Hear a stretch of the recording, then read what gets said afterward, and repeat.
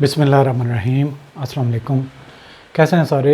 उम्मीद करते हैं कि आप खैर खैरियत से होंगे। आज का हमारा छोटा सा सेशन जो है वो इंस्पेक्टर इनलैंड रेवेन्यू के, जैसा कि आपको मालूम है कि आपके एग्ज़ाम करीब हैं और एस्पिरेंट्स कुछ अब परेशान होना शुरू हो गए हैं। तो परेशानी वाली कोई बात नहीं है।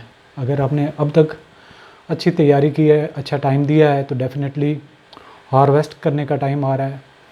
जब तक आप किसी प्रोसेस से गुजरेंगे नहीं तो सक्सेस कैसे अचीव कर पाएंगे। कुछ को तो अनईजीनेस इस चीज़ पे है कि एग्ज़ाम जल्दी से क्यों नहीं हो जाते, और कुछ को फियर है कि जल्दी एग्ज़ाम आ क्यों गए। तो दोनों अपनी अपनी जगह पे ठीक है, हर एक की अपनी अप्रोच है। और मेरे ख्याल से कि जो टाइम होता है उसको आप अच्छे तरीके से यूटिलाइज़ करते हैं तो आपको उस टाइम का इंतज़ार होता है जब आप चैलेंज को एक्सेप्ट कर रहे होते हैं और आप अपने रिज़ल्ट को देखना चाहते हैं कि आप डेफ़िनेटली जितने भी आपको फेस करने वाले हैं, जितने भी आपके कम्पीट कर रहे हैं, आप उनसे विन करेंगे। तो श्योर यही अप्रोच होनी चाहिए। और जब तक आपका माइंड इस चीज़ को एक्सेप्ट नहीं करता कि आप दूसरों से बेहतर हैं, आप दूसरों से एक्सेल कर सकते हैं, दूसरों से विन कर सकते हैं, तो तब तक मज़ा नहीं आता किसी एक फ़ाइट का, कंपटीशन का। तो चाहते हुए ना चाहते हुए एग्ज़ाम तो अब देने ही पड़ेंगे। तो जिन लोगों ने अच्छी तैयारी की है वो अपने सारे कोर्स को जल्दी से गो थ्रू करें, पॉइंट्स बनाएं, नोट्स बनाएं। और इससे पहले हम एग्ज़ाम के अगर पॉइंट ऑफ व्यू से आएँ कि तैयारी कैसे करनी है, मैं ज़रा थोड़ा सा आपको एग्ज़ाम के पॉइंट ऑफ व्यू से डेट से पहले बात कर लेते हैं, जो कि फेडरल पब्लिक सर्विस कमीशन ने 14 दिसंबर के बाद का अनाउंस किया है कि आपके एग्ज़ाम स्टार्ट हो जाएंगे। तो पहले जनरल रिक्रूटमेंट की फ़ेज़ के एग्ज़ाम हो रहे होते हैं और थोड़ा सा बाद में डिले, मीनवाइल साथ में भी कंडक्ट किए जा सकते हैं। यानी कि इंस्पेक्टर इनलैंड रेवेन्यू के काफ़ी सारे बैचेस बनेंगे, ज़्यादा स्ट्रेंथ है, 6000 के अराउंड है, तो काफ़ी सारे बैचेस बनेंगे। हो सकता है कि फ़ौरन से टेस्ट स्टार्ट हो जाए, और ये भी मुमकिन है कि एक ही दिन में टेस्ट आपका हो और सारे के सारे सेंटर्स जो हैं उस दिन स्क्रीनिंग टेस्ट ना हो, या स्क्रीनिंग टेस्ट हो जाने के बाद आपका टेस्ट कंडक्ट किया जाए। अदरवाइज़ जो छोटे बैचेस होते हैं उनके स्क्रीनिंग टेस्ट के साथ साथ भी डिस्क्रिप्टिव स्टार्ट हो जाते हैं। लेकिन ये है कि आप लोगों की चूँकि स्ट्रेंथ ज़्यादा है, और अगर इस तरह फेज़ वाइज करेंगे, 1 दिन, 2 दिन, 3 दिन, 4 दिन, 5 दिन, तो जो पहला पेपर है वो आउट हो जाएगा। इस चीज़ को मैनेज करने के लिए हो सकता है कि एक ही दिन में, 2 दिनों में आपके मुख्तलिफ बैच बना के एक ही दम हर सेंटर पे टेस्ट कंडक्ट कर लिए जाएँ, और स्क्रीनिंग टेस्ट उस वक्त ख़त्म भी हो सकते हैं या उस दिन कंडक्ट ही ना करें, तो पॉसिबल है। लेकिन ये है कि कुछ चांसेस हैं कि 14 दिसंबर से थोड़ा सा टेस्ट आपका आगे चला जाएगा। एक तो माइंड में ये क्लियर रखें।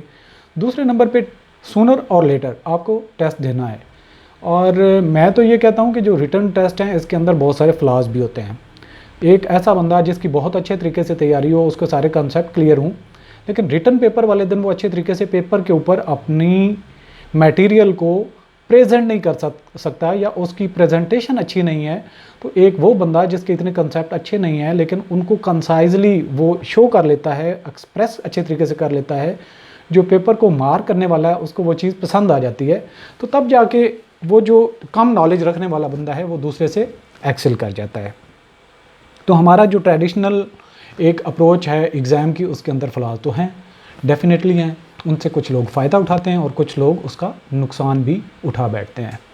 तो आप लोगों ने अपनी रिटर्न स्किल को बेहतर करना है, अच्छे तरीके से पेपर को प्रेजेंट करना है, लेकिन उससे भी जो इम्पॉर्टेंट बात होगी, जो पेपर को प्रेजेंट कैसे करना है, वो हम लेटर ऑन स्टेज पे बात करेंगे। और वक्तन फ़वक्तन आपके जो भी क्यूरीज़ माइंड में हैं, आपने इन्हीं वीडियोज़ की डिस्क्रिप्शन में या फिर कहीं ना कहीं आप जो कमेंट्स वगैरह होते हैं उस पर आप हाईलाइट कर सकते हैं और पॉइंट्स, सवाल आपने पुट कर सकते हैं। इंशाल्लाह नेक्स्ट जो हमारा सेशन होगा एग्ज़ाम के कंडक्ट होने तक या हमारी गाइडलाइन कंप्लीट होने तक, हम अपने एस्पिरेंट्स या जितने भी व्यूअर्स हमारे हैं उनको हम वक्तन फ़वक्तन गाइडलाइन देते रहेंगे, ताकि आप लोगों को कहीं पे भी मसला दरपेश होता है या कहीं पे भी आपकी माइंड में कोई एक चीज़ कन्फ्यूजन होती है तो फिर हम उसको क्लैरिफाई कर सकें।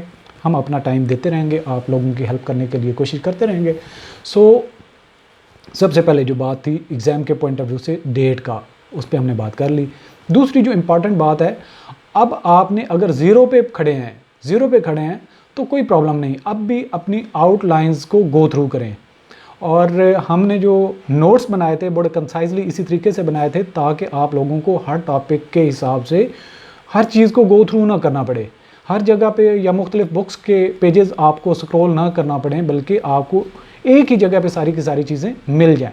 अब देखें, टाइम गुजरता जाएगा, चीज़ों को गो थ्रू करते रहेंगे, इस पे जितनी रिसर्च करते जाएं, 200 पेपर इस पे पब्लिश हो सकते हैं जितने आपके आउटलाइन गिवन है। सो अगर आप कहें कि जी दुनिया जहान की सारी चीज़ें इसी नोट्स में ही हम समो देते, वो तो पॉसिबल नहीं था। लेकिन ये आपको श्योर करते हैं कि अगर उन गो थ्रू कर लेंगे आउटलाइंस को, उन सिलेबस को, उस चीज़ों को, तो मेरे ख्याल में पेपर से ज़्यादा आपके पास मटेरियल होगा। मोर देन इनफ जिसको कहते हैं, मोर देन इनफ, यानी कि जो आपको रिक्वायर्ड चीज़ें हैं या रिक्वायर्ड कॉन्सेप्ट्स हैं, उससे बेहतर जगह पे आप खड़े होंगे। सो बहुत ज़्यादा जो है वो मटेरियल इकट्ठा करने की ना तो ज़रूरत है माइंड में, ना अपने पेजेस और ना अपने नोट्स भरने की ज़रूरत है। आउटलाइंस के गिवन आपके जो माइंड में जो जो क्वेश्चन आते हैं, जो जो मेन फीचर्स आते हैं, उनको हाईलाइट कर लें। बेहतर है कि बजाय इसके कि अपने नोट्स बनाते जाएं, हमने जो दिए हैं आपको नोट्स, जिन्होंने उनको रखा हुआ है अपने पास, उनको सिर्फ अब हाईलाइट करते जाएं कि जो आपने पढ़नी है। उसके इंपॉर्टेंस के हिसाब से आप ये कह सकते हैं कि 2-3 हाइलाइटर ले लें, एक रेड ले लें, एक ग्रीन ले लें, एक फ्लां ले लें। जिन पे आपको अबूर है उनको ग्रीन करते जाएं, जो आपको थोड़ा सा प्रॉब्लम करते हैं, जहाँ पे आपको कंसेप्ट पे फोकस करने की ज़रूरत है, उनको थोड़ा सा पिंक कलर में कर लें। और जो आपको बहुत लगते हैं कि ये रिस्की है, इस पर आपका बिल्कुल कंसेप्ट नहीं, उसको रेड हाईलाइट कर लें। उससे फिर क्या है कि आपकी मैनेज अच्छा हो जाता है। जब आप पेपर के लिए जाएंगे तो जो ग्रीन वाले एरियाज़ हैं उनको वर्क गर्दानी करते जाएंगे, और जो आपके पिंक हैं उनको थोड़ा सा फोकस कर लेंगे, जो रेड होंगे उनको आखिरी दिन में, आखिरी 2-4 घंटों में भी आप अच्छे तरीके से पढ़ सकते हैं। और एक बात याद रखिए कि आउटलाइन गिवन में कोई भी टॉपिक आपने छोड़ना नहीं है, हर चीज़ का कंसेप्ट आपको होना चाहिए। जितनी चीज़ें होंगी उनको इंटीग्रेट किसी न किसी तरीके से आपकी कहीं ना कहीं बात होती है। अगर HRM का आपको overall as a subject, financial management का एज अ सब्जेक्ट, FBR जो है उसकी ओवरऑल फंक्शनिंग, ये सारी चीज़ें हैं जो आपको पता होना चाहिए एक सिटीज़न के तौर पे भी। अब चूंकि आपका एक एरिया बन चुका है, प्रॉब्लम किन के लिए आता है? जिन्होंने MSc स्टैटिस्टिक्स किया हुआ है, जिन्होंने मैथमेटिक्स में पढ़ा है, इकोनॉमिक्स पर पढ़ा है, उनको थोड़ा सा प्रॉब्लम HR में हो सकता है, उन्होंने ना पढ़ी हो, फिनेंशियल मैनेजमेंट उन्होंने ना पढ़ी हो, तो थोड़ा सा प्रॉब्लम उनको हो सकता है। लेकिन आपने अल्टीमेटली जो रिमेनिंग टाइम है उसको गिवन जो आपके सिलेबस की आउटलाइंस हैं उन पे लाजमी तौर पे फोकस करना चाहिए, उनको तो किसी तरह से भी छोड़ना नहीं है। अब मेरे पास अगर नेट आ रहा है तो मैं आपसे एक दफ़ा सिलेबस की जो यहाँ पे कर लेते हैं,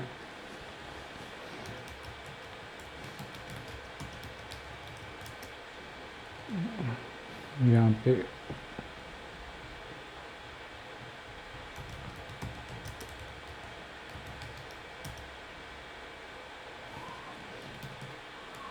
कहीं पे हमें सिलेबस मिल जाता है तो उस पर बात कर लेते हैं थोड़ी सी।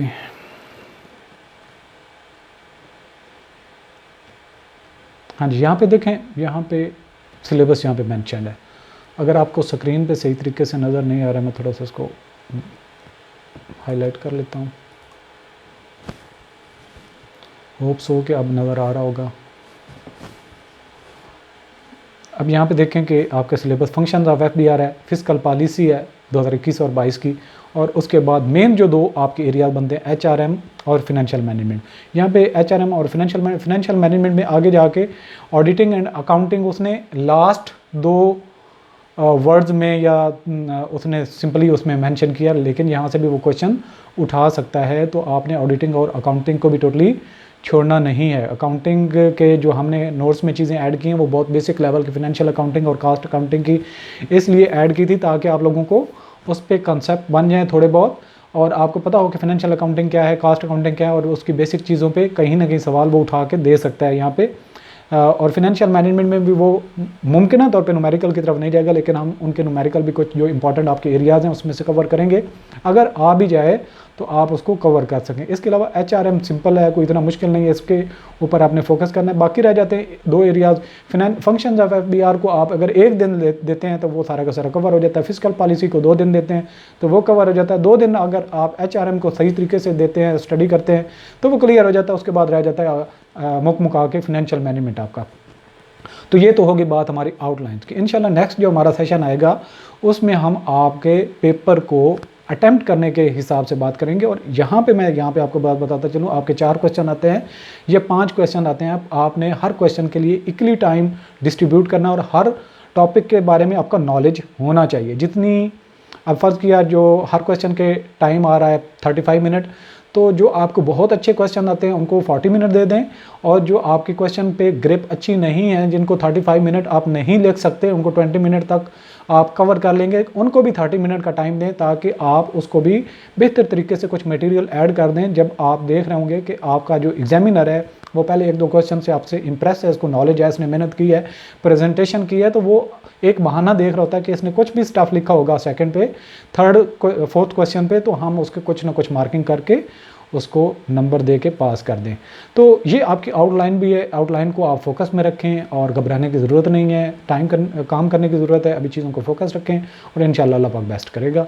तो आज का सेशन यहाँ पे कंक्लूड करते हैं इंशाल्लाह। नेक्स्ट आपके जो कमेंट्स आते हैं, कोई उस पर क्यूरी होती है, क्वेश्चन होते हैं, तो उसको हम एड्रेस करेंगे। ऑल द बेस्ट, अल्लाह हाफिज़।